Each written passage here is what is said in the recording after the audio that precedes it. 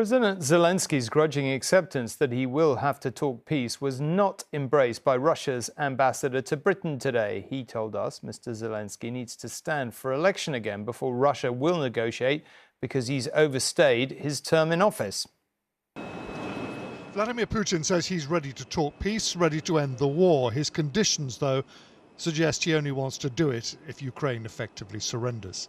In London today, his ambassador stuck to a line that makes Moscow and Kiev seem a long way apart. Is Russia ready to make peace with Ukraine? I will say that we are prepared for a very serious conversation on that side. We have laid our position and we are sticking to our position. The terms that you've described us sound very much like your original demands from 3 years ago. Well, the main points are that Ukraine should be a neutral, non-nuclear state, of course, but also there is a question of legitimacy of Mr. Zelenskyy, because Mr. Zelenskyy, since his powers has expired last May. Is it one of your demands then that Ukraine holds a new presidential election? Of course, they have to do, if it is a democratic state, and I understand here we coincide with Americans in view that elections should be done.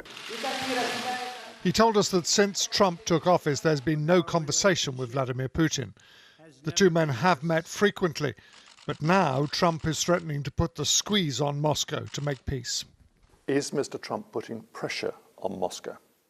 Mr. Trump is only 2 weeks, as I understand, in White House. He makes a very different statement on all subjects. He has promised to bring peace within just a few months. Initially it was in 1 day, then it was 100 days. You don't think he has the power to bring peace in just a few months, even if he wants to?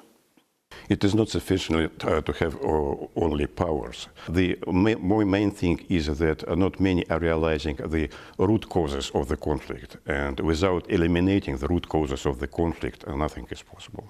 President Zelenskyy has said that reluctantly he is prepared to sit down face to face with President Putin. Will President Putin meet him? I do not know, frankly speaking, because at the moment now, what is going on, it is very preliminary context. The biggest hurdle may be that, as the ambassador confirmed, Putin believes he's winning this war. Until convinced otherwise, why would he talk peace? James Mates, News at 10.